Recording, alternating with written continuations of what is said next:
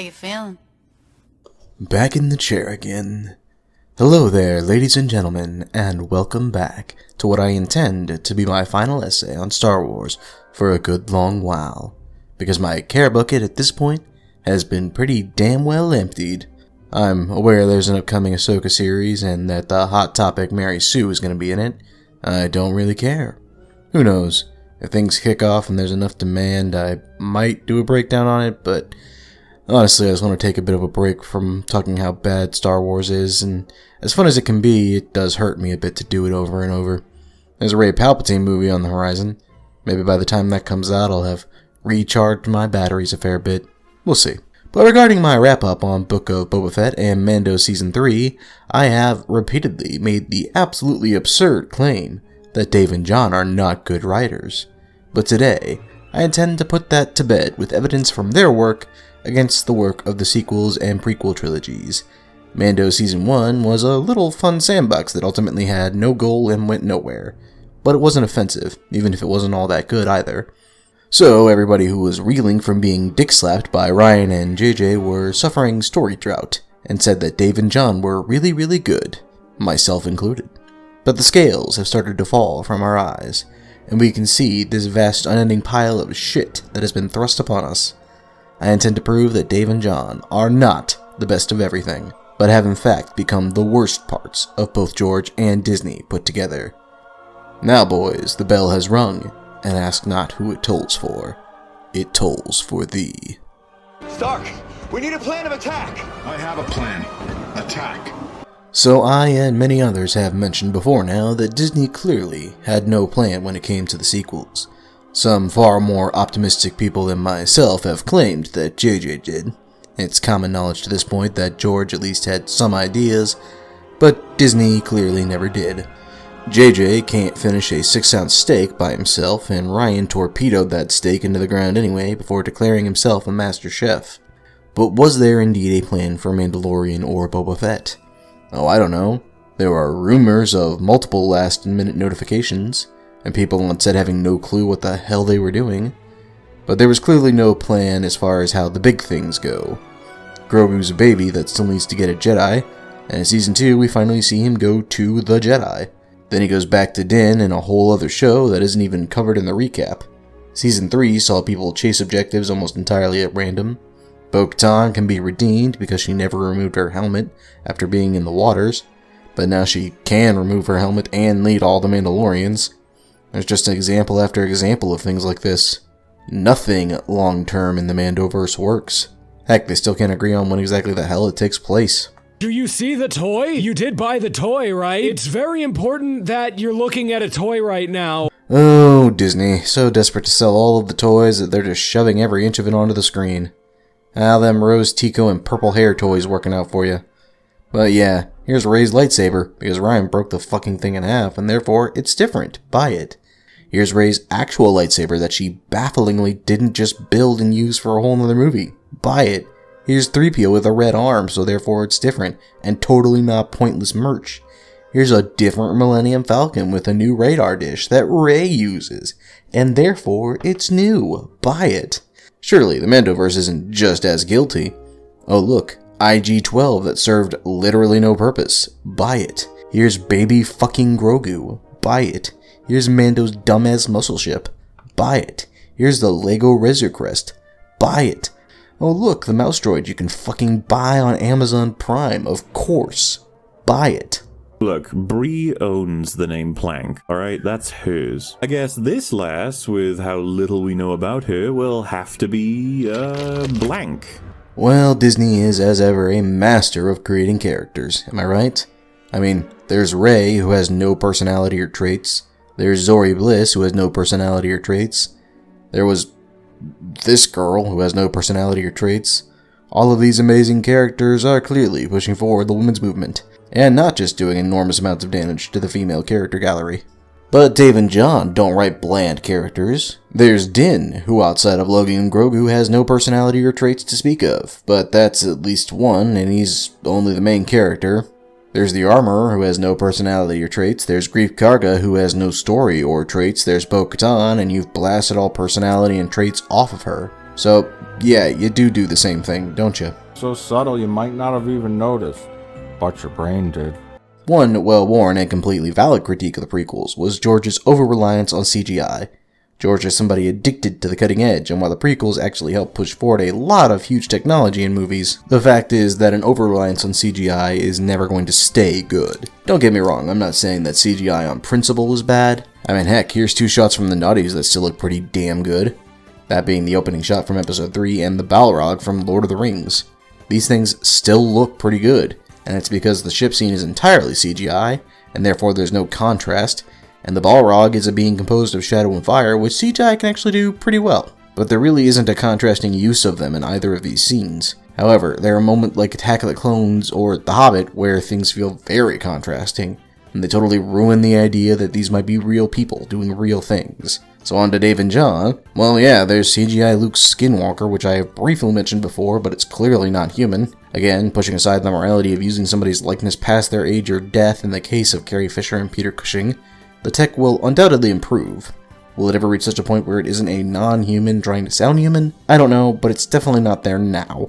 And it's not something you should use unless you find you have no other choice for a really good story. But the problem isn't that Dave and John wanted a beautiful, redeeming story for Luke. They wanted the cameos.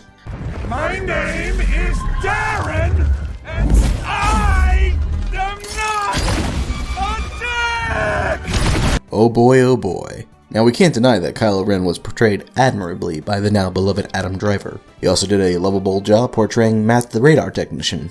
He believed Kylo Ren was shredded when no one else did. But in all seriousness, aside from his portrayal, what the fuck did Kylo Ren actually achieve? He failed to stop Rey and Finn from escaping Starkiller Base. It didn't even cause any lasting damage to Finn, despite slashing him along the back with a lightsaber for fuck's sake. He kills Snoke, but it doesn't matter because Snoke isn't a thing anyway. He fails to turn Rey, or stop her. He fails to realize he's fighting an illusion. He fails to rescue or even assist Rey in her fight against Palpafuck. In fact, his showing up may have been detrimental to it, as it allowed him to absorb the dyad, or whatever. He can't even force heal properly because he kills himself while he's doing it. Snoke, as mentioned, is nothing, means nothing, and does nothing.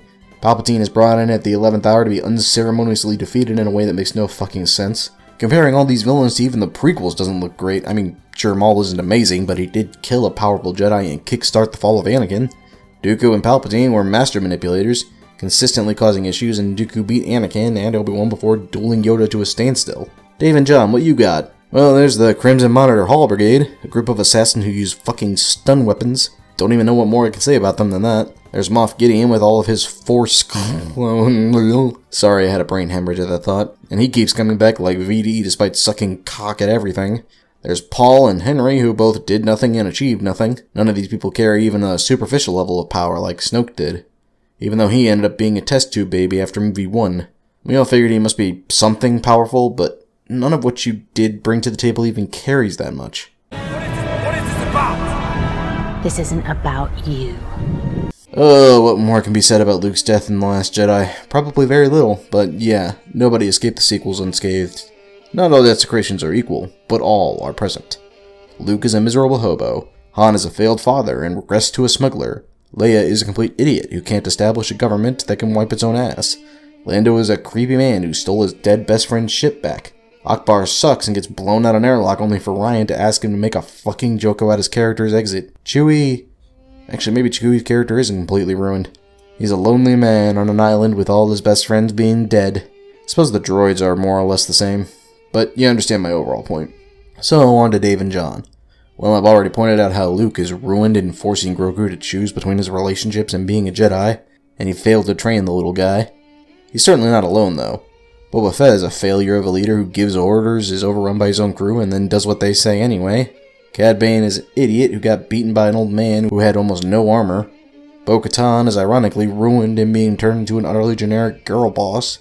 And that's to say nothing of the entire race of Mandalorians being turned into a bunch of babies who need to use a talking stick. Monkeys. I do not understand. I do. I understood that reference. Cameos are a problem throughout a lot of Star Wars, and there is some reason in the prequels and sequels to see a lot of the main cast again, but both went overboard in this regard.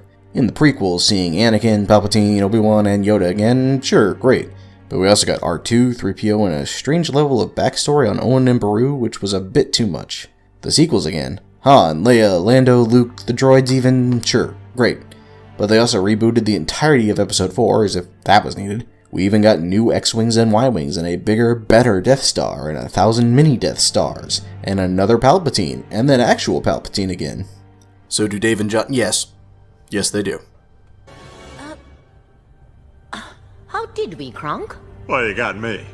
By all accounts, it doesn't make sense. Once again, people have gone over and over and over the issues in the sequels. Palpatine is back from the dead, somehow. Rey just so happened to know what the dagger was needed for. The debris that hasn't shifted over all the ages. Luke knew Rey was a palpafuck and didn't understand why she went right to the dark side. We have to deal with this. There's a lot, okay? So, Dave and John, surely your writing isn't just as bad. Oh, it is. I spent almost 6.25 hours going over everything wrong in Book of Boba Fett and Mando Season 3. But yeah, Mando is no longer a Mandalorian because he's removed his helmet. He's now ostracized. Oh, but he has the Darksaber, which makes him the leader of the Mandos, except when it doesn't. There's also conveniently some magical waters where he can redeem himself. Except the surface is uninhabitable. Except it isn't, and I'm not even through episode 2 yet. Except that even after he redeems himself and has the Darksaber, he's not worthy of being the leader. Yeah, the plot for their shows seem to have been made in a single incoherent rambling by a homeless man they gave LSD to. Remember addicts? Remember? Hey, remember Ghostbusters? Oh, I remember. So, the sequels, and to a lesser extent even the prequels, are guilty about slamming in those member berries. With TFA basically rebooting A New Hope, things were already rough. But when you have Rey sitting in front of an AT-AT, the First Order still using Star Destroyers, Kylo looking like Darth Vader, and hey, it's Akbar because you remember him, right? And you actually like him. The poor actor really didn't deserve what we got. But do Dave and John rely on member berries in the same way? Well, yes. Episode 1 mentions Life Day, even though we all agreed to never talk about the holiday special again. We hit on Buta Eve, Boba Fett, Rancors, Tuskens, even Coruscant and Tatooine over and over and over. Not to mention replaying Order 66, and somehow failing to carry any gravity with it. Great job on that one, boys. How do you make the fall of the Jedi boring? Oh, it doesn't matter. It seems like all the Jedi survived anyway. They are broken.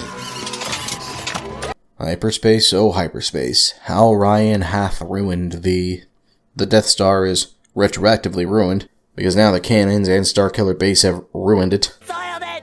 Soiled it! Soiled it! Soiled it! Soiled it! Soiled it! Rey can allegedly just download force training, and no one's ever really gone.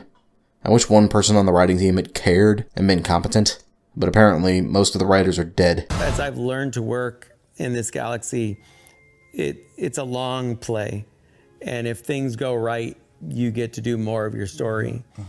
And things, I think, have broken in a good way for us. So do Dave and John break shit? Yeah, they do. Hyperspace even makes a return, as now apparently it is instantaneous travel. Great. You can clone the Force into people now. You can even grow fully aged clones for some reason. I'm sure it sounded good at the time. Beskar is an easily acquired metal that makes people invincible, except when it doesn't. The New Republic is now completely ineffectual, so much so that it's a literal joke. And that's all from one show. The less said about Boba Fett is the Diamo, the better. She is my queen. Hey, remember how Luke Skywalker saved the Republic, together with Han and Leia, and his eventual wife Mara helped rebuild the Jedi Order and unite the galaxy, ushering into a new age and a new teaching for the Order? No, you don't, because now he's a hermit who failed at everything. But Rey is going to restart the Jedi Order because Rey is better. Hey, remember how Anakin defeated Palpatine and fulfilled a prophecy bringing balance to the Force? No, because Rey did that. Hey, remember how Poe is a great pilot? Sure, but not as good as Rey. Yeah, well, Rey's not here, is she? Disney's now shooting itself in the foot to try to make Rey great. But she's not alone in that. Jyn Erso was also amazing. She basically started the rebellion. Not Bail or Leia or even Mon Mothma, because I didn't make those characters. Kira is also amazing. Much more impressive than Han Solo because he was never all that good. Even his flying skill is really just the female droid that is his ship. Ugh, men taking credit for a woman's work. Yeah, Queen Slay. What you two chucklefucks got? Well, you invent a Mando just to immediately make him worse than both the armor and Bo-Katan. Luke might be back in a regrettable way now. But you know who he needs help and advice from? Not the Jedi Masters of old. No, he needs help from Ahsoka, because she's just that good. Bo-Katan is who should really be leading the Mandalorians. She's even who the title referred to. What, you didn't interestedly plus the armor just because she has no personality or traits to point to? On your knees, traitor. Nope! Never happened, but nope! My oh my, Disney is convinced they hit a gold mine in retcons. Hey, did you know the Death Star left a weakness via an exhaust port because they figured no one would dare attack a planet-destroying laser and go in an impossibly difficult shot? No, that's because it was built into it by one guy who apparently no one else was smart enough to possibly put that together. That was totally necessary, Disney. Hey, remember how Obi-Wan calls Vader Darth and calls him a learner? Let's retcon a couple fights and flashbacks in to totally fix it, and not just ruin everything about their meeting in A New Hope. And ruining Leia in the meantime, ya fucks. Hey, did you know Han Solo somehow ran a Kessel Run in less than a unit of distance? Because retcons! So do Dave and John retcon things. Well, Gideon refuses to fucking die, that's for sure. But most of their retcons take place out of the show, with retroactively claiming events have taken place over a much longer period of time than what's been shown on screen. Yeah, you guys suck at that too. Ah, it just needs more mud. Better get more mud. See, man, told you more mud would fix it. What? There's a world-breaking maneuver that means space battles don't matter anymore? It's 1 in a million. What? Hyperspace doesn't help you get away anymore? Just use lightspeed skipping even though that shouldn't be a thing. What? My BBEG is dead? Just bring Palpatine back even though he should be very, very dead. The odd thing is, in this case, Dave and John happen to be even worse because their fixes are unplanned, unnecessary, and oftentimes it's something they themselves caused. Hey, it's weird our entire series takes place over like a month. Well, Grogu was with Luke for like 2 years, even though that actually causes more problems. Hey, Mando's removed his helmet, and that's literally the one thing he's not allowed to do. Well, there's some magic waters that we've never mentioned before, and that'll fix it. Hey, Mando needs a droid, and there's no more room in the ship. Just put the droid port back on out of nowhere. Hey, Bo-Katan's actress wants to show her face. Well, she's allowed to do that. Hey, we've sidelined the Mandalorian in The Mandalorian. Well, he was never meant to be Aragorn anyway, because yes, these dumbasses are defending Season 3. Yeah. What's your lore? What's your lore? Well, I have a couple of races that I... What was the New Republic, boys? What the fuck was it? For that matter, what was the First Order? What was Snoke beyond being a test tube baby? Why did Han abandon his son?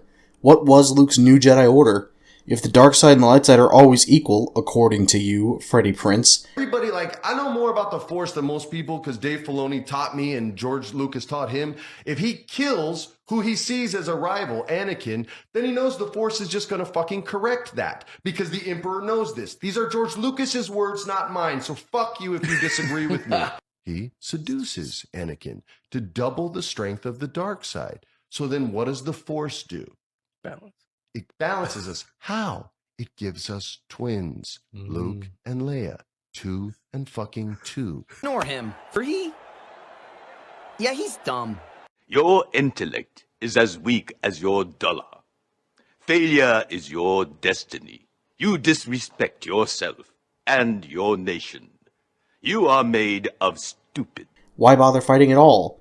I did a whole fucking video on why this is wrong, by the way, and because I have a friend who doesn't even care about Star Wars but stubbornly insists that people who are 2 steps away from Lucas know what they're talking about, let me just say this here. A fly was likely in the room when George was explaining to his board of people what the Force was and how it works. That fly did not understand what George was saying, and is not a reliable source for how Star Wars works. So fuck you, Freddy, you pompous dumbass. What you said is stupid. But yeah, on to Dave and John. It's really easy to talk about their world building because they didn't do any. At all. We spent 3 seasons with these Mandalorians. I should know what these guys believe in pretty well by this point. So let's go down the comprehensive list. They don't remove their helmets unless you're Bo-Katan or any of the other Mandalorians for some reason. Weapons are part of their religion, although fuck you if you want to know how or why. Beskar isn't used to make weapons except for the Darksaber, the Whistling Birds, the Talking Stick, or the Spear. That is literally everything we know about these guys. After 3 seasons. Because we didn't spend any fucking time just talking or learning. And what time we do spend talking to each other is usually spent digging plot holes because Dave and John are not good writers. Still no fucking clue what the New Republic is except a bunch of assholes who couldn't even follow up on a lunch order. And don't ask questions when a guy has his brain fried by the only other person in the damn room. Don't know what the Empire is anymore. They have like 6 leaders left and yet somehow still have infinite resources, but no one can find them. So yeah, fuck me, this is all dumb. But baller, it looks so cool. Uh-huh. Ah, yes. Ramping things up. It's not enough that the Death Star blew up a planet, now it blows up like 5.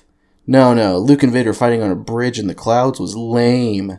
They should have been fighting where the ground was destroyed around them and is literally breaking apart as the planet they're on is about to blow up. Blowing up the Super Star Destroyer by ramming an A-Wing straight through the control bridge? Fuck it. Lightspeed ramming, yeah, baby. Shit, 50,000 Star Destroyers and each one has a Death Star laser on it? Palpatine can now shot capital ships out of the sky, and he's all the Sith against all the Jedi, cause yeah, that's cool, you dumbass. I went more into depth on this in my Mando Season 3 critique, but making things bigger does not make them better. It just makes my eyes glaze over and not care anymore, because the human mind can't care about something when it gets too big.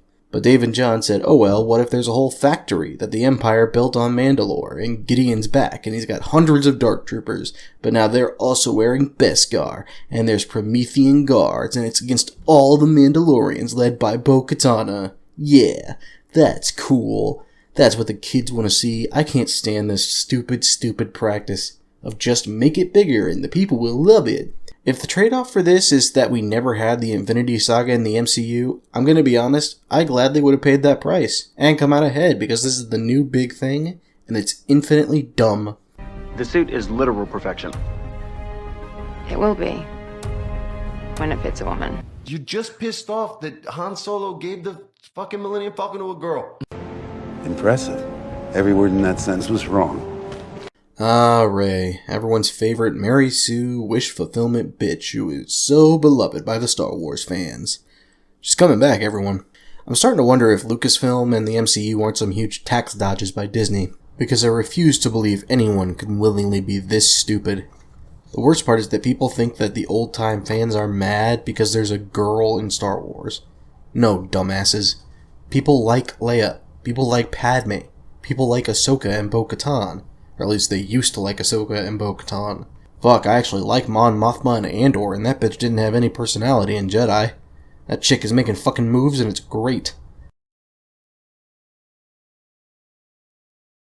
I even like Cara Dune for as little ever as there was in Mandalorian. I don't like Rey. I don't like what they've done to Bo-Katan. And I don't like the armor. I don't like what's happening to Ahsoka basically becoming another Rey where she's everywhere and sunlight flows from her ass. I don't like Finnick. I don't like whatever this punk modder's name is. I don't like Peli. I don't like anything about that bitch. I don't like anything about the Mandalorian chick that's gonna be in Ahsoka. But I'd be shocked if there's not gonna be a pitch for her to have her own fucking show. Where's my money? Where's my money? Don't you just hate it when there's a big setup for something and then there's no payoff because fuck you? Ray! Ray, I never told you Ray! You said I never told you. I'll tell you later. You mean when Poe's not here? Yeah? We're gonna die in sand burrows and we're all keeping secrets? Let me see them. My parents. Please. I thought I'd find answers here. I was wrong. Take that ridiculous thing off. You're his granddaughter. You are a Palpatine. I mean, fuck, man, when you think about it, what from the sequel trilogy did matter? Rey Skywalker. Fair enough, I guess there's that, you thieving bitch. But yeah, Mando is also full of this, even if it's mostly on a smaller scale. There's the whole droid plot from Season 3 that goes nowhere and means nothing. Gideon comes back, but it goes nowhere and means nothing. Unless he comes back again, which fuck me. The whole rescue the wounded subplot goes nowhere and means nothing. The defeat of the Mandos on Navarro goes nowhere and means nothing. IG-12 goes nowhere and means nothing. As a helpful viewer has pointed out, the whole X-Wing detective subplot with Devon has gone nowhere and meant nothing. Grogu's chain shirt and breastplate have thus far gone nowhere and mean fucking nothing. Can you give me an actual mission now? I'm tired of just running your errands and doing fetch quests for you. Yes, now it is time for you to retrieve my dinner. The fetch quest thing is something that popped up bad in TLJ and just exploded bad in TROS FML. But yeah, Rose and Finn need to get to Rey, but to do that they need to shut down the hyperspace tracker, but to do that they need to get a codebreaker, but to do that they need to steal off the ship and go on one of the biggest wastes of political rhetoric ever. Nice move. Next movie, Rey needs to get to Exegol, but to do that she needs to find a wayfinder, but to do that she'll need to find a dagger, but to do that she'll need to go to where Luke's old journal was and dig around in the sand, which apparently he never did. Now for Dave and John, Mando needs to redeem himself, but to do that, he'll need to find the mines of Mandalore, but to do that, he'll need to walk deep into the surface, but to do that, he'll need to make sure he can breathe the atmosphere. Apparently. But to do that, he needs a droid he can trust. Maybe, apparently. But to do that, he needs to get IG-11 back and functional. But to do that, he needs to go back to Grief Karga and desecrate a statue that shouldn't exist. Fuck me, man, I have a mental hernia. I'm a number. I am the 327th baby of a black woman who died during childbirth that year. Oh, there are examples galore to use here. I don't like sand. It's coarse and rough and irritating, and it gets everywhere. Sure. Anakin, Chancellor Palpatine is evil! From my point of view, the Jedi are evil! Well, then you are lost! That's not a bad choice. What did you think was going to happen here? You think that I came to the most unfindable place in the galaxy for no reason at all? Go away. Yeah, that's a wonderful example of how not to write lines, definitely. I am all the Sith. Yeah, that's pretty weak too. Somehow Palpatine returned. Yeah, actually, that's a pretty perfect example. Boys, what you got? A Mandalorian has to understand maps and know their way around. That way, you'll never be lost. That's pretty good. I'm disappointed in you, Commissioner. You served my family well. But Captain Bombardier is the love of my life, and I know his heart is true. Sure, he's made some mistakes in the past, but who here among us has not? Is there no room for a little bit of forgiveness in a galaxy so vast? I am sorry to have disappointed you, my lady. Take a little sip. Come, please. Okay, sure, that whole episode could probably be an example. The atmosphere is breathable. Bo-Katan was right. I mean, yeah, given the context, you can use that one. I was ready to leave hunting behind. People like us don't get to decide when we're finished. Yeah, that's pretty bad too. Remove your helmet. But do you respect my station? Yeah, just the dialogue all over is pretty fucking weak. It may not go quite as bad as the sequels, but it's definitely still there. The people asked for a dramatic reveal, so I gave them one. Well, we've already tackled a lot of things I would normally put here, but yeah. Rey is suddenly a Palpatine. Fuck, Palpatine is suddenly alive again. Luke tries to kill his nephew. Leia's dead out of nowhere because she distracted her son. Rey can force heal. Luke tried to kill his nephew. Han Solo's memory is here now, even though it's not a Force ghost. Luke tried to kill his nephew. Rey can teleport objects. Kylo Ren can force heal people from death now. Luke tried to kill his fucking nephew. Rey is a Skywalker now. Luke tried to kill his nephew. Boys? Well, Mandalore is totally fine all of a sudden. The Darksaber can be broken by hands now. Gideon is back now. There are more Mandalorians out of nowhere. There are more Mandalorians out of nowhere. The Empire is a thing again, suddenly. Thrawn is being mentioned now, and we've seen no result of his existence before this moment. There's a secret Empire base on Mandalore now. And there are pirates, maybe. Just, you know you're allowed to set things up, right? But in Forgotten Sands we just have all of the sarcastic prick with none of the growth, and we all know the best kind of prick is one with a growth on it. Welcome to Rey, motherfuckers, who will start out a perfect ray of sunshine, she will end a considerably more powerful ray of sunshine, and nothing in the middle will fucking matter, or change her in any way, because who likes characters growing or changing? Welcome to Finn, motherfucker, a stormtrooper who woke up, cared about Rey because reasons, and came to care about the Resistance in the first movie. Repeated that arc in the second movie, and was there for the third movie. Welcome to Poe, who is there for the first movie and the third movie. And in TLJ learns that doing the right thing is actually the wrong thing, and doing the wrong thing is actually the right thing. I swear Disney is so shit at storytelling. And those are the ones that go through the most story development. Let's not get into characters like Zori Bliss or Captain Purplehair. Not that our boys here are really doing much better on that front. Dave and John have a whole host of characters who go nowhere and do nothing.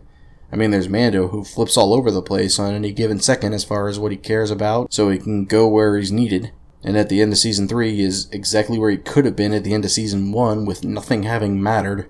Bo-Katan is a leader of Mandalore, and is now the leader of Mandalore, because everyone basically decided she should be. But she's really who the Mandalorian was about, despite, I don't think, even being in Season 1. There's also the Armorer, who doesn't have anything solidly established. Big Chungus never has anything established. Grogu was more MacGuffin than a character. Gideon might as well be William Afton with none of the backstory at this point.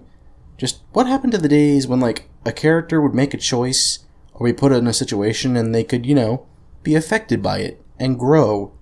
Somebody should do that. Who the hell cares?